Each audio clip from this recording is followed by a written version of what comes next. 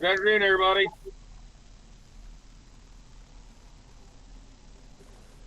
Or I should say good evening. We're not on yet. Real close. You said you had it on, Andy. Real close.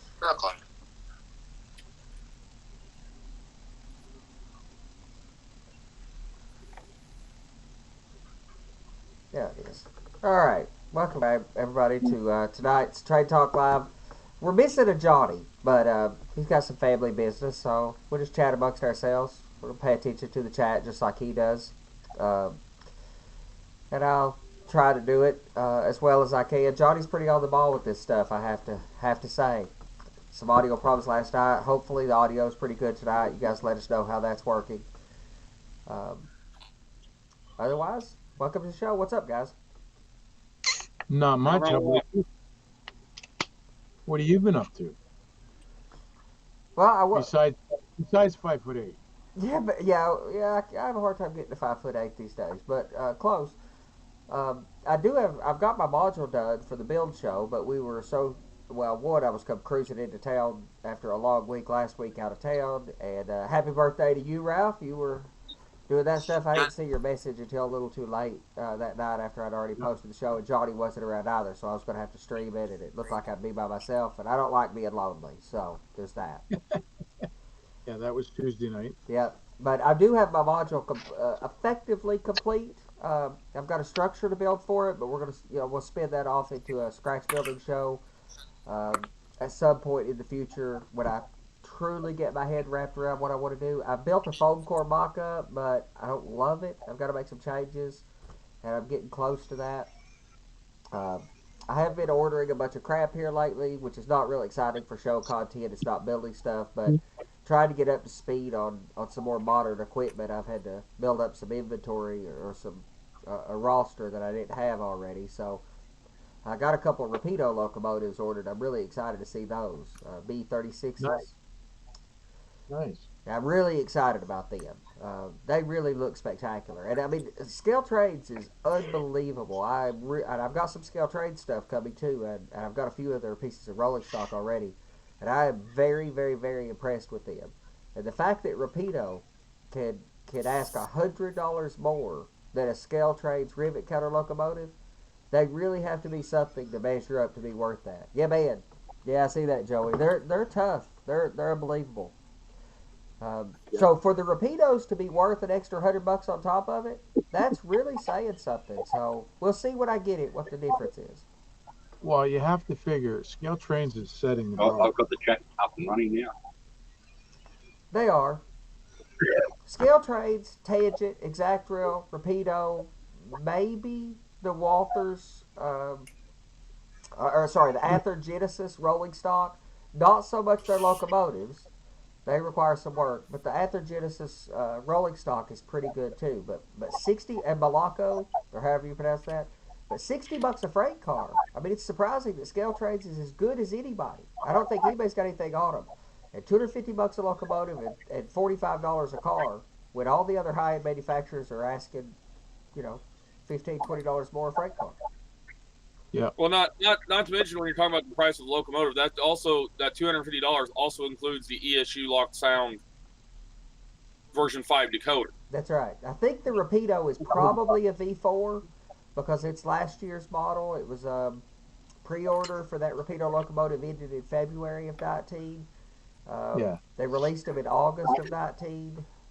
I just found a hobby shop that has a couple of them because Rapido doesn't have them anymore. But even if you don't... Just a question, is my aircon making any noise in the background? Not at the moment. No, I can't hear it. Good. But even if you and don't... the last time on the old the computer, ESU, he used to make a lot of noise and the It's not young good. computer would pick it up. Even if you don't count the ESU decoder, Scale Trains, like I said, they're setting the bar. They've got the prices down lower than anybody else, For the same regardless thing. Yep. as a decoder or not. Right.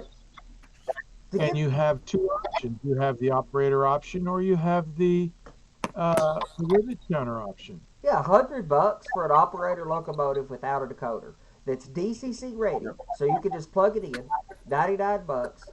Uh, the people who argue about the hobby being so expensive, it, it's all about how it's. I guess it's all about your opinion. I just don't share that opinion with people.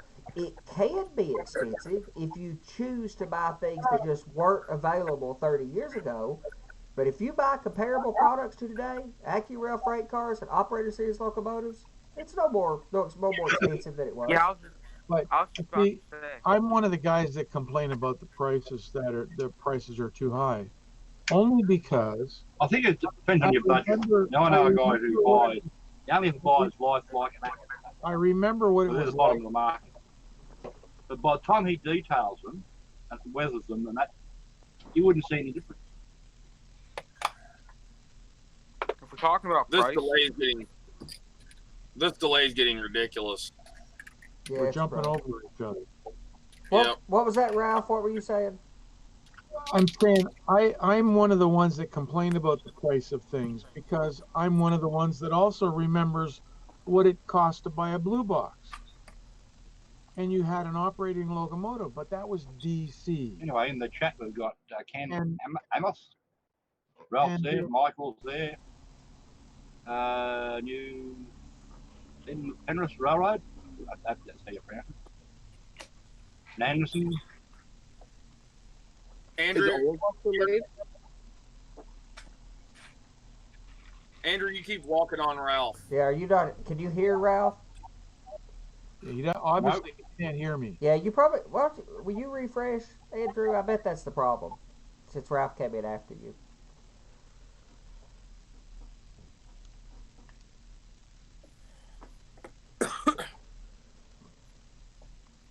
So I remember the low prices, but it was DC. There wasn't a hell of a lot of detail. But people also spent the time to go out and buy the details, add them, Sure. right? Whereas you get a company like Scale Trains, who the owner used to work for Athearn, has decided we're going to do this and we're going to do this better than the company I came from. And it seems like it's working. They're doing it at a cheaper cost. They're giving it a high detail, and you have two options. You have the operator option. You have the rivet counter option, and it's still cheaper. But what I have a problem with is taking a rail car or a caboose, let's say a caboose, because that's the one that really ticked me off. Understandably. Rapido came out with their uh, the one caboose they had. It was $95. Yeah. I don't care how much details on it. I cannot see or justify $95, that's no matter how you look at it.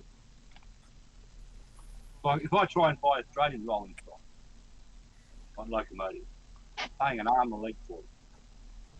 But the reason they're so expensive here, I'm talking about Australian style locomotive rolling stock, because we don't have a very big market. Yeah. In order for them to afford to make them, they have to charge for it. That's my argument. When we had a show, maybe early last year, or late 2018, talking about the price of the hobby, maybe even talking about vendors and stuff in the hobby. I said it's so critical that we maintain vendors and that people continue to buy product, because there has to be a high enough run numbers. These companies, Atlas and whoever manufacturers, when they go to these Chinese manufacturers, and that's the only choice anybody has. If you want to make something, you're going to make it in Southeast Asia, bar none. If you want to do that, you need large enough run numbers. Otherwise, the price is going to be up. And part of the reason that Rapido's prices are higher than, say, Scale Trains is because of what they are choosing to produce. They're choosing to produce these road number specific and road name specific and era specific locomotives in 7 different versions with various different details that are all etched and such. It's spectacular, and I'm one of the people who's very happy to pay 350 or $400 for a locomotive to get that level of quality. But I'm really glad that Scale Trades is satisfying multiple markets. The Kit Classics series on the lowest end, the people who want the shake the box equivalents for $20, that's a competitor to AccuRail, even though it's a low volume competitor to AccuRail. Um, the operator series for those who are operators and absolutely do not even want that detail, let alone don't want to pay for it. And the rivet cutter and museum quality stuff for the for the nut jobs like me. There's a good question in the chat for Ralph. What stuff do you use to cover the windows when you're weathering locos? Yeah, and I was just collecting stuff to show. There's a whole bunch of products out on the market. Humbrol makes a masking material. I forget what it's called. Bascol, That's good. Mascol. I think. Uh, Vallejo makes one called Liquid Mask. There's one by Adam Wilder. He has actually 3 different colors. The color means nothing. It's the same product. I don't know why he's come out with 3 different colors. It's masking material. It's called Quick Mask. Microsol, the people who make Microsol also make a product called Micromask. It all works. It's all a latex material that you basically paint it on the window, and because it's a latex, you can sort of scrape it off afterwards without doing any damage. And that's what I use. I think I have the stuff from Microsoft. You could do I use that. a lot of masking tape, but masking tape, especially if you're using an airbrush, you really have to have the masking tape down tight. Right. Gotta burnish That's the what I'm doing edges. like constantly on the sides as best I can. So there's tricks to using masking tape as well. If you get a really good masking tape, and the one that I found so far is the Tamiya stuff. It's a yellow masking tape, comes in a dispenser like this, or you can buy it in the bag separate. You can get it in 1/2 inch, you can get it in 1/8 inch, you can get it in what's the other side? I like those dispensers. 3/8. There's 3 different sizes there. And obviously the thinner one it is, the more you can go around corners, the easier you can go around corners. But this is what I use if I have to do a repaint of a locomotive or so on.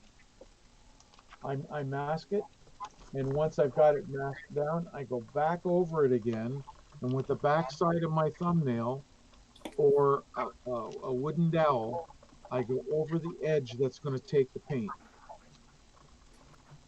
Lloyd has some tape there too. Not sure what brand it is, but there's a whole bunch of different masking tapes that you can buy. Vallejo masking tape. Okay, so they all have their own little brands. The one I prefer is the Tamiya. Another one that I use is called frog tape. And frog tape, it's actually meant for house painting. Not the green stuff like you have painter's tape that they use for houses. This stuff is called frog tape, and it's designed for water-based paints. This stuff, I have this in the 1 inch, and what I do if I need it thinner, I put it on a piece of glass or a nice hard surface, use a straight edge, and I cut my thin pieces. This stuff here is designed so that when water or water-based paint touches the edge of the tape, it literally seals the tape. Huh. This is what I use when I put the masking tape down. Okay, so you're using some sort of skewer to put it down. You're honing it down. That's the idea. But with this frog tape, once you get it in place and you've got it all masked off, You just take a brush with some water on it and go over the edges, and your edges are sealed. That's, yeah, that's a big There's, problem, Ralph. there's always that little caveat. When you're painting, you never paint into the edge. You paint away from the edge, so that you're not building the paint up right at the edge. That's another little trick. And I always Masking is cut my masking tape so that I don't have that factory edge that's rough. So even if I take regular masking tape, like I masked some lines in the center of a road recently to put some dash lines down the road, and I just took masking tape, run it across a piece of glass, chopped the edge off from it, so I had a nice straight, cut edge to work from. The same as you would Yeah. if you're working with lumber. If you want a particular good, good facing edge, you cut that factory edge off. A good trim carpenter will never use an edge off of a piece of trim material. They'll always shave a 16th or something to have a good, sharp, finished cut edge on a piece of material. I do the same thing working with wood that I would do with masking tape. Right. You can buy tape called fine line, and it is a precise straight edge. It's not a paper tape like masking tape. It's The vinyl. other thing, a simple trick with tape: wash your hands. The oils and the grease off your fingertips and everything else like that affect how the tape sticks. Make sure the product that you're putting it on is clean. Yeah. The other thing you got to watch Now- is with some tapes, it's what glue they use.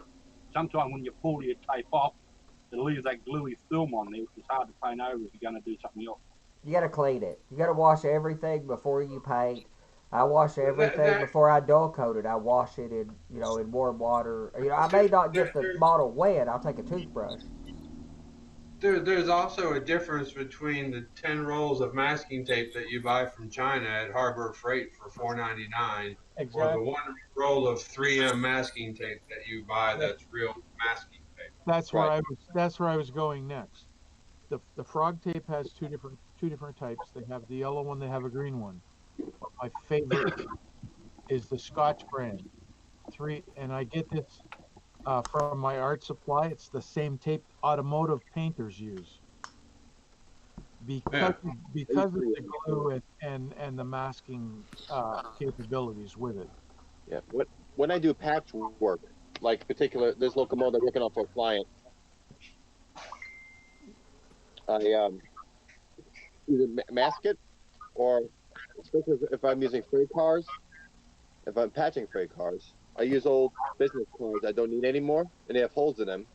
I cut them to particular sizes. I use them as stencils. I do So that for if you want roads. tape, and that's this is part of a decal sheet, so I use parts of that too. What's that one for? What are you doing that right there for with that crazy looking thing? Oh, this is a part of a decal sheet, just punched down from like this one here. There's just a bunch of holes, so I save this part and I use it for patchwork All right. instead of taping it up. I use it as a stencil. I do that on roads. When I was doing the little patchwork on roads and stuff, I use a little stencil to hit little patches of road material. Luke Cowan talked about that once. But I've got to do a patch out job on some of those scale trades cars that I got. I've got one that's New York Central. I've got to repatch for a CSX T. But I think the pinstriping tape, and maybe even that Tamiya tape, I'm not sure, Ralph, you could tell us, but I think that stuff's like a vinyl tape. It's not paper, right? Well, no, there is to me a vinyl tape as well.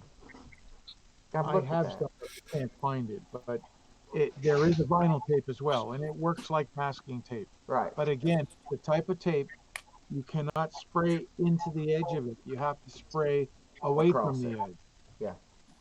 So you're Well, spraying I the think tape for down.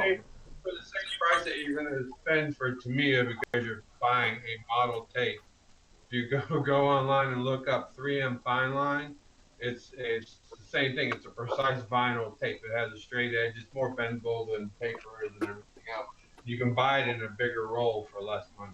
Well, that's all Tamiya's doing. It's still expensive as far as tapes go. Well, that's all But, Tamiya's yeah, doing. Tamiya's just reselling.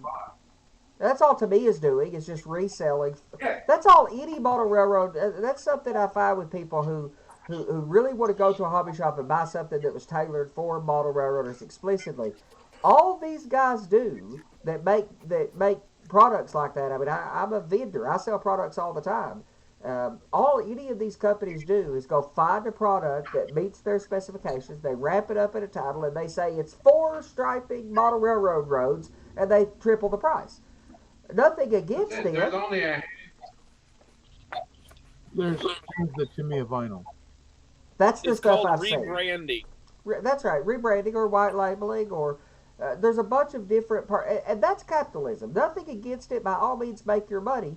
And if I want to know that I can buy a product that's suited to striping roads on an HL scale layout, by all means, go to Woodland Scenics and buy their product. I have nothing against that at all. I even would buy it if I'm not willing to do the research. What I say all the time in arguing about the price of the hobby is, not always, but very often, if not the majority of the time, you can trade labor for money. Sometimes that means that you're putting detail parts on stuff, or you're doing some of the painting, or you're doing some assembly. Sometimes that's just you're doing the research. Do the legwork to find out what products would do the same job. Do a little bit of experimentation with a bunch of cheap products, and you can get the same stuff. I mean, like Woodland Scenics resin. That was going to cost me about $300 or something to do my peninsula in Woodland Scenics resin, and I bought 2 gallons of resin for $60, and it is. I have not put it down on the layout yet, but I've tested it to see about the heat and stuff. It's identical in every way. It acts and gets as hot and responds the same as the Woody's resin product, and it's a tenth the price. But I had to experiment. I had to buy that $60 worth of resin, knowing I wasn't sure that it was going to do the job. Ron, what's up, buddy? I ain't seen you in a while. Not much. How y'all doing? Anybody we can. Oh, no, Surviving. hadn't seen you for a while. I was thinking about hitting you up the other day and heading up your way, but I hadn't seen you for a while, so didn't know what you're up to. I'm still here. Made any progress? Life's been a little crazy, so you know how that works. Life is crazy more often than it's not, I find, but it's hard to find time sometimes. Nah, see, I am crazy in my life. I see South Brooklyn's put a question here. What type of glue do I use to glue plastic glass to windows?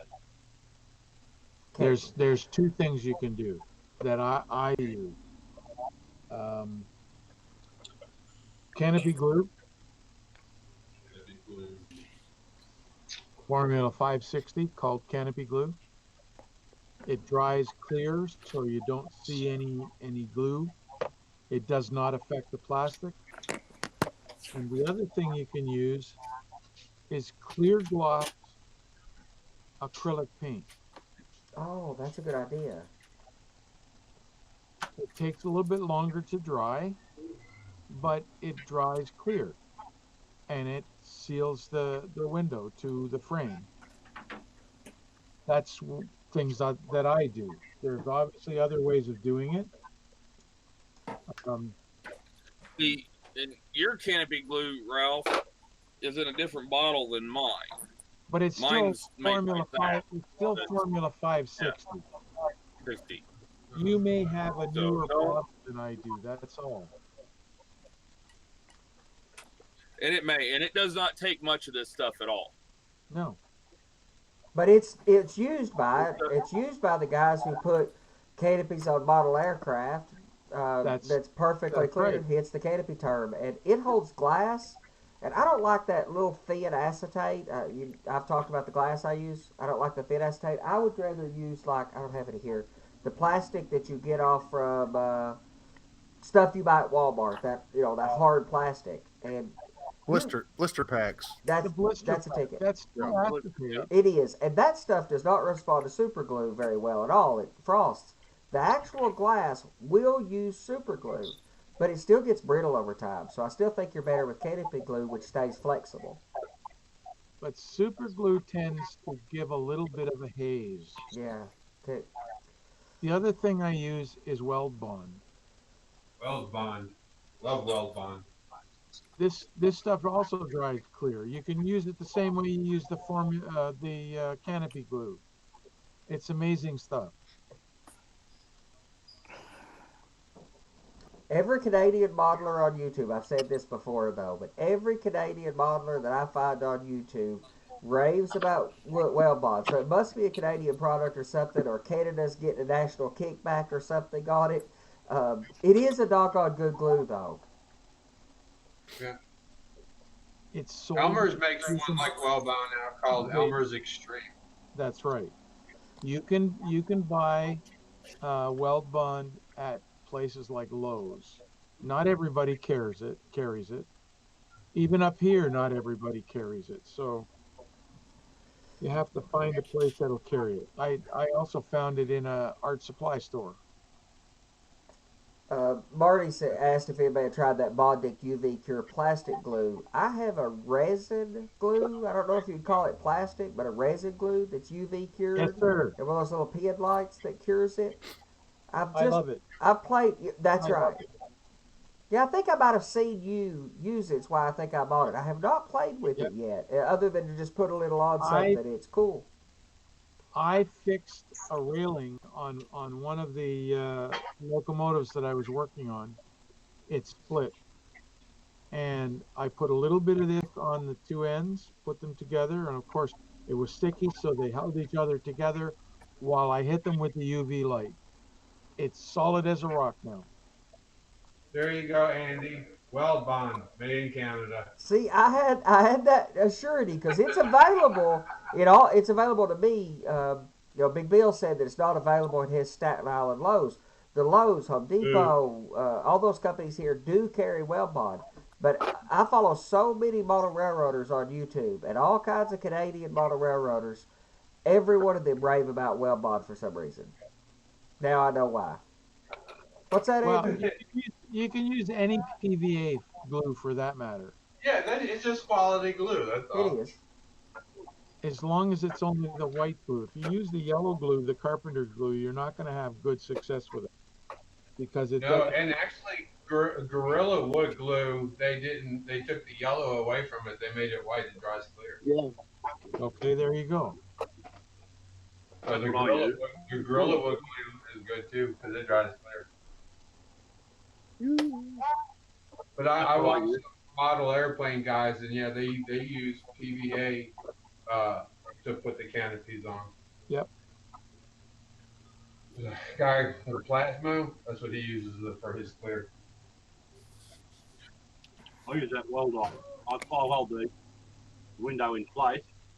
And I get a pin, dip it in the weld on, and just put a few dabs around the outside. And by capillary reaction, it goes under it, glues it, but it doesn't bleed into the window itself. Right. If you're going plastic to plastic, I'm often gluing plastic or glass to wood, so the canopy glue works real good for me. But I've heard a lot of people talking about that, or a variant of that acrylic, what I think of as pipe glue, but it's not. It's not PVC adhesive, but it comes in the same canister. That's something that I think Miles turned Big Bill onto recently, and you'll see on an upcoming show where they're talking about it. He got him using some kind of glue, again, that looks like pipe glue to me. And I've seen a lot of plastics modelers using it with good results. Yeah, I get good results with it. But you got to be careful to put it on sparingly. Just get a pin, dip it in it, hold your window in place, and run a little bead. It drops around.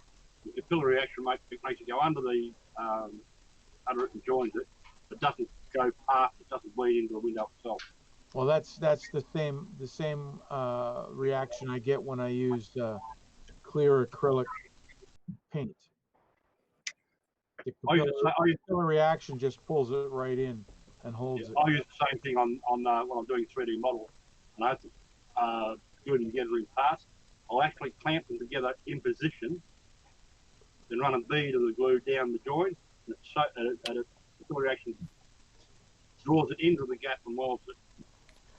That's the only way I ever apply glue is dependent on, or for plastics glue, is to depend on capillary action. So I use a needle with the eye cut off. I think Ralph turned me on to that, or maybe Miles, because there's a bunch of people use it. It's just a stupid awesome trick that you're missing out on if you're not doing that. And I've got a bunch of different needles stuck in dowels and pins of different sizes with so it makes a little fork, and your glue holds in there with the same capillary action that it's going to apply to the bottle with. Yeah, Yeah. that right there. That's an old that trick's been around for years. Oh, I know. That's an old trick. But I didn't know it for most of my life. And just a few years ago, learning it on here, um, it's just a stupid trick that I missed out on for 20 years. And it's one of the very few tricks that I wish I could teach my younger self, because that's an awesome trick. Yeah, but we all understand you, and you're always behind the time. Hey, it happens. It happens. Couldn't help it. The easiest place to put it, like I've done, is in the eraser of a pencil. That's a good idea. There used to be a craft shop, hobby shop around here, and they used to sell them. But it was cheaper to make their own. And just another little trick to keep you on top of the thing, Andy. When you use this, you normally would clean it with a knife, clean off the excess. After it dries, yep. Okay. You take a lighter, just put it into the flame, and the crazy glue's gone. That's a good idea too. And I've got mine glued into little wood blocks with the same contact adhesive that I put pins in the bottom of trees with and stuff. Somebody said that there's somebody who makes one. I think there is somebody who makes that tool. It's a glue applicator for model railroaders.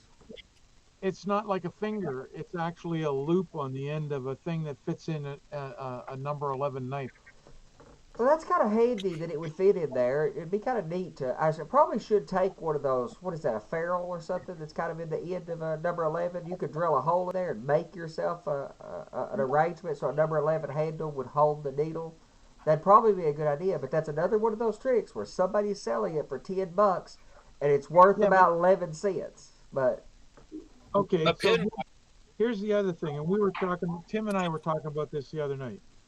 You talk about a pounce wheel, okay?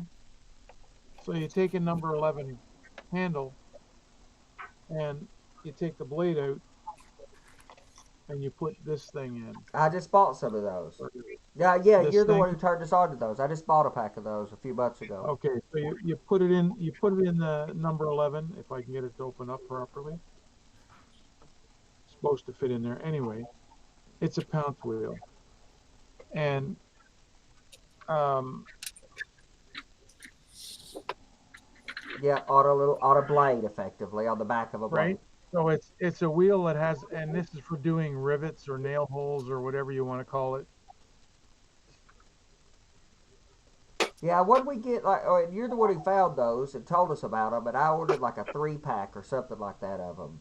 Exactly. That's what this is, a 3-pack. I have one. I went and bought the handle that goes with it. So. And I haven't played with mine yet. Maybe I should just buy the handle too. But I did buy all I bought was the 3-pack, and I bought some other obscure tool that you turned us on to at the same time. But I haven't used them yet because I haven't built a structure recently. But another good trick there, Ralph, is get one of those little pin drills. What's that? You know, little pin drills you can get. Yeah, pin vise. The pin vise. What I was trying to tell Andy, that he could stick his needle in. If you get a pin vise, you can just put your needle in the end of it. Yeah. Well, see, right now I've got a bunch of blocks. I got like 6 of them, maybe, and all the same block. And I just numbered them 1 to 6. I mean, it's just because they're just random sized needles of different sizes, and I got a pack of like needles for doing maybe leather work or something like that. There was a pack at somewhere, Hobby Lobby or something, that had a big pack of large needles, like it had big weird needles in it, like this stupid loopy needle, and it had all kinds of weird needles in it, and some of them were quite large like that. So I made That's just in case you put a knife in your leg. You can do your own stitches. Yeah, that's what that's for. So I have them that are fairly large like that, which I use that for doing the diluted contact cement that I use to adhere tie plates down with. That's the best thing in the world for it, because I was doing it with the micro brush, and you could have that. Micro brushes have their place, but for applying glue, especially contact cement, you could have that micro brush stuff once I started doing it this way. Another handy thing to get, Andy, is dressmaker's pins. Except You know the ones with a little bead on the end? Yeah, like your this, camera's not on, Andy. like that. Yeah, the 210. Yep, they're handy as well. Yeah, oh, I got a whole slew of different kinds. I'm a big fan of pins. I pin everything in the world, especially laying track. I have to pin so much stuff in place. And again, I still am a fan of Hobo Soap for that reason. Cork has those little knots in it, and you can't just pin anything anywhere to kind of make all these weird alignments. So I pin all these little weird things in place. I pin my cork down all the time. Yeah, but if you're trying to do something like, most of the time it'll work. But for example, I was making that the guardrail that comes together at the point in the middle, and I was having to pin that stuff in place while I was gluing it down, and while I was getting the contact cement. I got the contact cement on everything. I had to pin it all in place to make the V, and then use a dry soldering iron to set the contact cement off. And for me, I could just pin all that stuff in place with those dressmaker pins. Pin everything in place, hit it with dry soldering iron, off to the races. So that's why I use T-pins, because you can actually rotate the head of the T, and it'll help hold things in place. Well, I do if I'm laying flex track on Homicide or something. I use T-pins a lot. They're often too long, and I even have some fairly small T-pins that are about a half-inch tall. But I don't want to shove those things into the Homicide 3/8 of an inch or more. They're too doggone hard to get out. So these little thin pins are just easier, and I put them in and bend them over the rail to hold the rails in place. I even put them in little X's and then set the rail on top so I can put contact cement so the ties are underneath. I'll set these pins in X's, set the rail right on top so I can run the feeder wire down, get it soldered, all that stuff.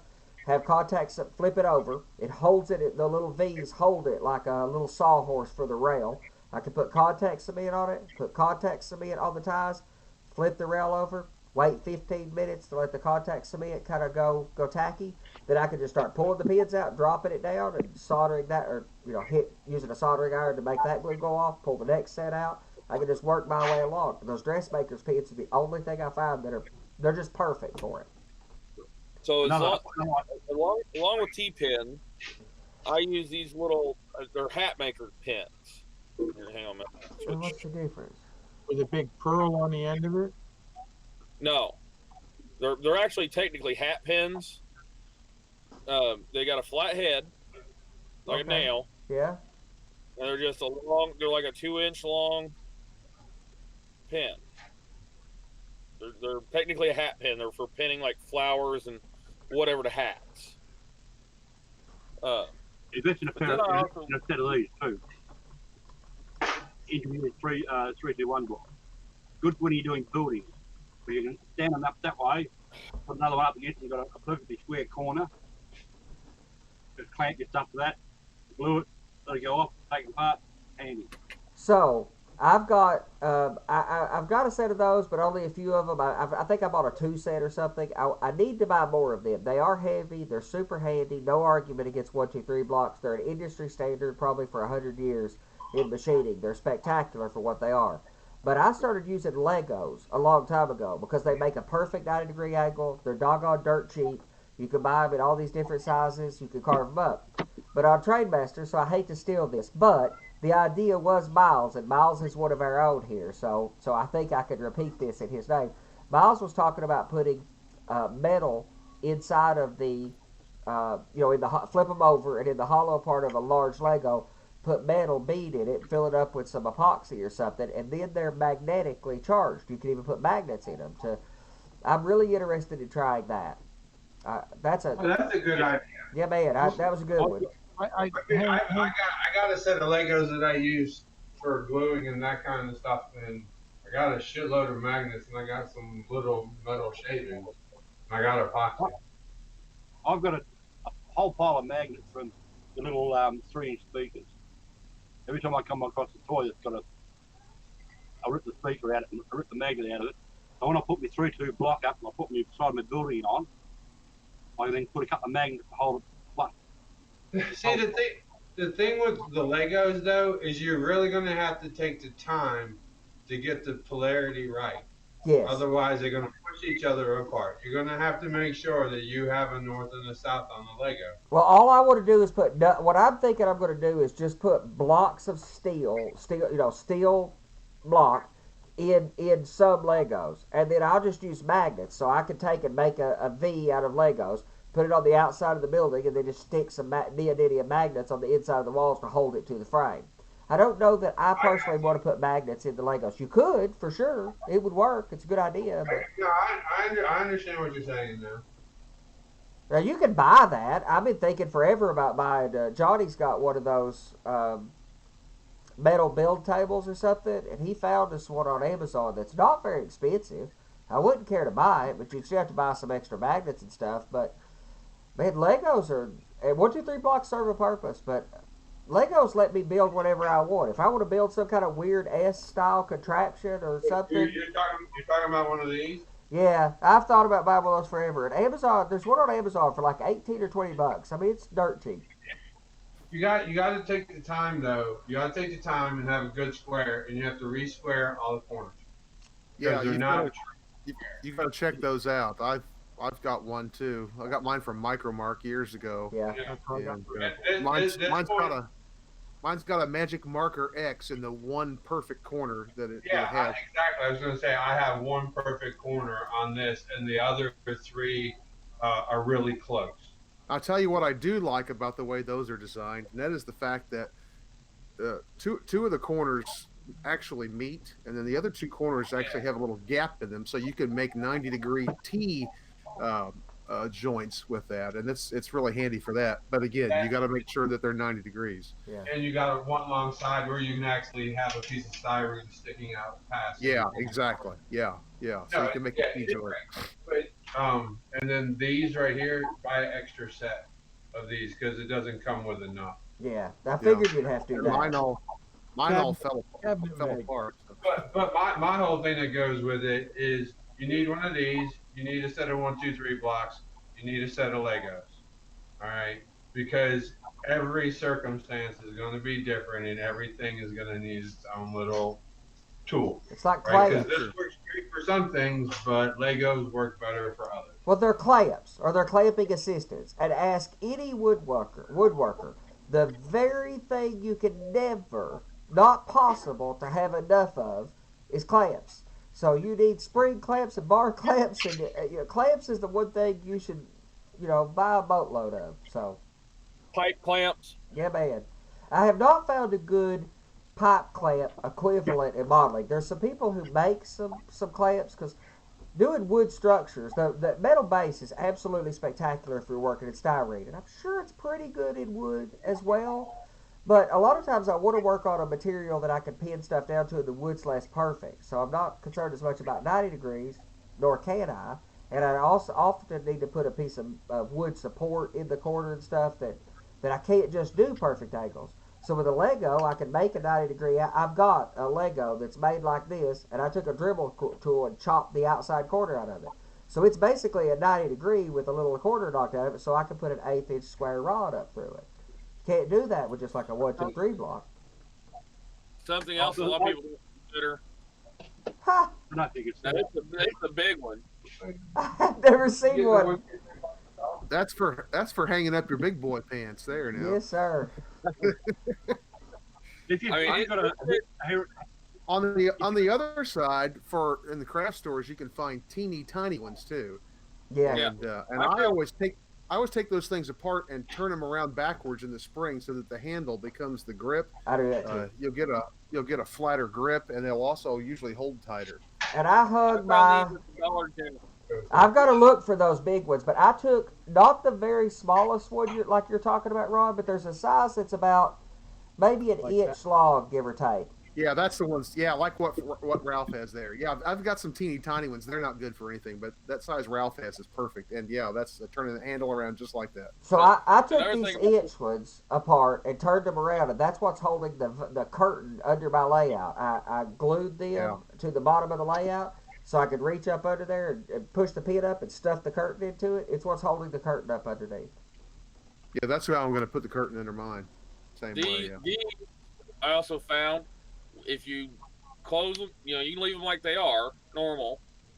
If you close them, you can sit your locomotive body or your boxcar body on there and let it open. And Yeah. in HO scale, it's just wide enough to hold it, and you still get a decent footprint down at the bottom. I gotta have a set of those. If for nothing else, the novelty factor is worth something, but I can see them being useful. Yeah. Like I'll I have haven't, I haven't done it yet, but I put that cell tower together, Yeah, man. and when I paint it, that's gonna work great for a base to set it while I paint it. That's right. Like trees why- or various things like that. When I'm working with trees, that'd be handy because I'm always having to put the pins in them right away so I can put them in styrofoam. And then when I'm working with a large tree, I'm having to put weight and stuff on the styrofoam because they get heavy. And this is heavy enough that it'll stand that thing up. Yeah, man. That's a good idea. I'm all about it. Yeah, the reason I like the 3-to-1 box is I stick a little magnet in there and holds everything in place for me. No doubt. There's no magnets are a spectacular thing. Like Kid Patterson was showing taking and putting lift outs in with magnets, which I think is spectacular, fine idea. He was talking about tying modules together with some really big like the floor sweep style magnets. I have not seen him complete that project, but I'm really fascinated. I think magnets are a doggone good way to solve those problems. Man, those Magnets and lift outs work to a certain degree, but that's what I did with this one. I got the neodymium magnets, but you still have to have a actual locking thing in it. Another handy thing to use. They move a little bit. I mean, like. One of my three. All right. There's 4 magnets, 2 here, 2 there, 2 there, 2 there. There's edges for it to sit on and everything else. And it pulls it up. It gets it really, really, really close, but you always have to sit there and tap, and then it holds it in place. Once you move, but you may have to adjust it ever so slightly. It also You have to adjust it ever so slightly, and then there's no way in hell that I was going to trust this with a train on it. No. Because but you put a locking pin in it, and it's perfectly great. They make great lineups. Well, they don't defy gravity completely either. So I have like an S curve, a really weird lift out on my layout that I wouldn't recommend to anybody. But it was the way that I could maintain my marriage, basically, so that I could get trains from one room into another without going through yet another room. That was going to be a no-go, or that was going to be an extremely expensive lift out to put in because it was going to cost me a hole in a wall and however much a divorce costs. So I went a different way. So it's this weird S curve of a lift out section, and in order to make it work, I had to build a shelf in the other room that comes out and has a little curve on the front of it that it sets on, so it don't have to defy physics. And I put magnets in that so that it'll deal with the little bit of tendency that it has to twist, where it'll mostly set there. But if you kind of touch it much, it would want to twist. And when I put the magnets in it, once I set it in there, it's there, good to go. Anyway, Andy, another little trick for you when you're doing your trees: wooden chopsticks. Oh man, I am the world's worst, man. First, I love Asian food, especially Japanese food. I'm a big sushi fan, and I eat it fairly often. And it always takes me about 6 packs of chopsticks to eat sushi, apparently, because I come home with quite a few and the little plastic cups and stuff. I'm a bit of a punk with taking some of that stuff from the Japanese joint. I got a bunch of chopsticks now to make pine trees with. I haven't tried it myself, but a friend of mine showed me. When you get the wooden chopsticks, boil them in water. Really? Boil them in water. and you get a wooden board, put some nails in it, and you can bend it in between the nails so you get a slightly out of shape chopstick. So with no tree trunk, it's perfectly dead straight. That's right. Like, except you're looking at pine trees and something like that, and you can put a slight bend in, and that, let them cool and dry. Okay, like heating them up or like You can steaming do the them. same. Yeah, like you see me playing from a boat. Yeah. You can do the same thing with bamboo skewers. It's it's the bamboo. You can steam the bamboo down and it becomes flexible. Well, skewers, if you're at end scale, and Rod did some spectacular trees in skewers. If you're modeling at end scale, or if you're modeling at HO scale with trees the way Woodland Scenics would have us believe the trees were there about that tall, skewers are spectacular for making pine trees. It's when you want to I try got to make. skewers, Andy. Oh, I do too. I got some of those too, but they're still only so big around. And when you want to make like life-size pine trees, true to scale pine trees, like Ralph's got some that he built a couple years ago, maybe on a little diorama that really looked good, and they can be fatter at the bottom. I mean, I've seen, especially at O scale, I've seen Miles has got some trees that he made that are about 3 foot tall for his O scale, O and 3 scale, and they're about that big around at the bottom. Miles made some out of broomsticks. That's right. That's where I I do. like getting these. I get them in the box for 100. Right? They're for skewering meat together or making little savoury things out of them. They're sort of square, but I just sand them down round. When I got the shape I want, then I'll just cut it off, build my tree, and you got a point which you can then stick into your layout. Yeah, same thing as skewers are like these that Rod's got right there. If you're at end scale, a skewer is everything you're ever going to need. It's the only problem is when you get into HO scale and you need a fatter trunk. You can get them big enough, but you just about always have to start. But I appreciate the thought. I hadn't thought about steaming them to get them bendy. That's where you just go with a dowel rod, though. Well, Okay, here you go. Here you go, Andy. Are you ready? See that? Yes, sir. Oh man, that's an HO scale tree. That's well, it's actually about the height of an O scale tree. The trunk is too small. This would actually be perfect for HO though, and this is a bamboo skewer made for a barbecue grill. That's yeah. And it is it's over 1/4 of an inch in diameter. Yeah. but And, you can add some. and they're 36 inches long, so you could make a couple of trees out of one. How tall are those right there? This one here is 2.5 feet. This Okay. is 2.5 feet. Yeah, that's O scale. You All can right. end scale with building 2.5 foot tall trees. But you could cut that thing in half and make 2 great trees out of one of those. You can also get bamboo skewers. I mean, most of what you see are that, what are they, like 3/16 of an inch? But you can actually get those in 4 or 5 different diameters if you look for them. They make them thicker than that. I've got some, like Tia was talking about, I've got some that are probably 1/4. They might be 5/16, and they are good enough for 90% of the trees. But if you have a few foreground trees, like look at this, like this one Ralph's got, that thing's about as big as my thumb at the base, and I would need some like that. Yep.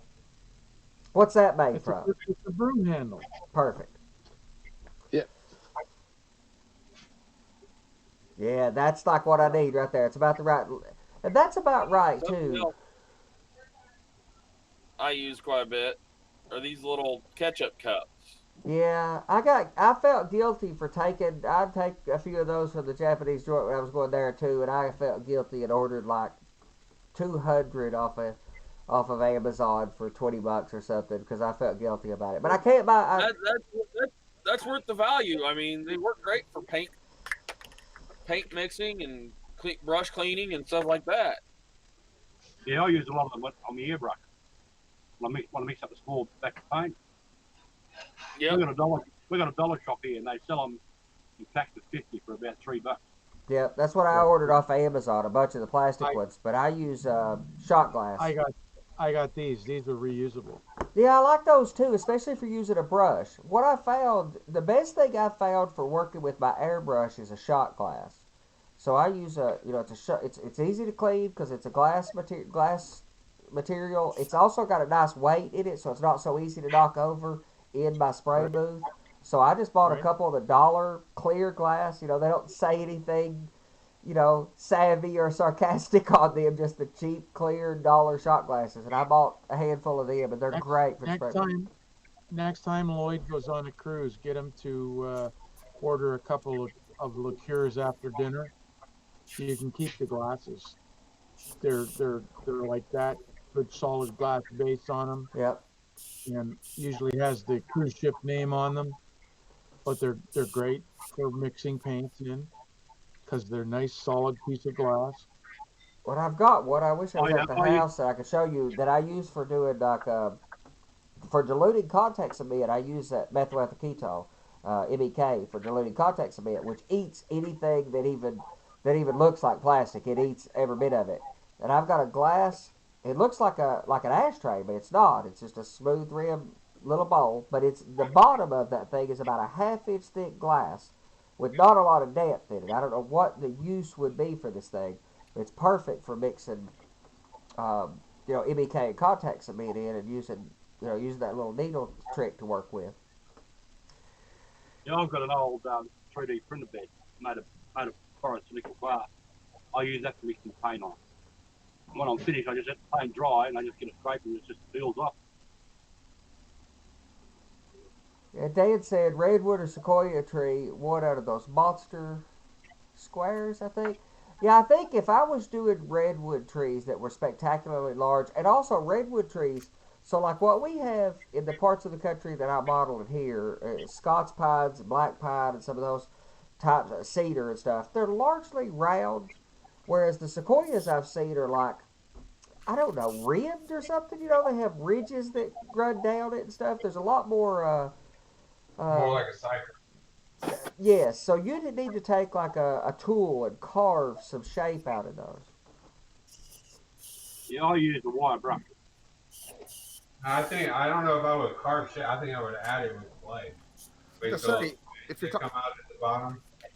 if you're talking about something, because you're talking about a big tree, a big trunk, you could take, well, just for example, going back to the skewers, it's something like that, or a dowel. Get small ones, glue 3 or 4 of them together, fill in between with some sort of a putty, or something that'll get hard and paint, and kind of get that ribbed effect from the round. Yeah, it's nice to have a soft wood to work with, and then you can use like those clay carving tools that are like I've Yeah. got some of those that are designed for carving clay. They're useless for carving rock. I tried, um, but then you can scoop out some material out of the balsa that's that soft wood. Where I've got some dowels that are quite large, but hey, Ralph, thanks for hanging with us. We're getting ready to close this show up anyway. Um, It's a good thing to use, Andy. The brass brushes, brass wire brushes. yeah, They're slightly bigger than a toothbrush. They're good for scoring tree trunks. Yeah, I use that. And my favorite trick for carving wood, and even on like wood structures, or on the ties, I distress the ties. They call it a card file. I'm not exactly sure. Maybe one of you guys know what that's actually supposed to be for. Its original purpose. Cleaning files. It's for cleaning your file. Okay, that is the greatest thing in the world for carving for distressing soft woods. I just bought me one the other day and finally found one. There it is, right there. That is the greatest thing in the world. I start with that on the ties so that I get some horizontal lines in it, and then I take a wire brush and a dribble tool and kind of go to town on when I want to distress, when I want to distress some of them a little bit more extremely, and it kind of I take the ends off a bit.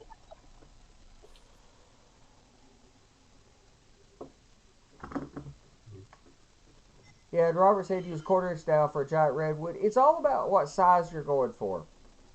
Selective compression matters. I have no condemnation for people who use 4 or 5 inch, 6 inch trees, even at HO scale. But I just wanted hang on. mine more life size. Andy, he says quarter-inch for giant redwood. Quarter-inch is not big enough for giant redwood. That's what I was saying. I have no condemnation. Some giant Just- redwoods are as big as your car. Yeah, Yeah, you need Yeah, at least a that's bigger than a broomstick. quarter-inch. that's what I was thinking. An inch, inch and a quarter, inch and a half dowel or something. And if you're talking about doing quote unquote giant redwoods, you're talking about a 5 or 6 foot tall tree at HO scale. You're going, you know, Yeah. what I a was lot gonna of say, you're the, gonna be building your layout on the floor if you're gonna be. well, what a building lot, Yeah, your you're gonna be doing sequoias.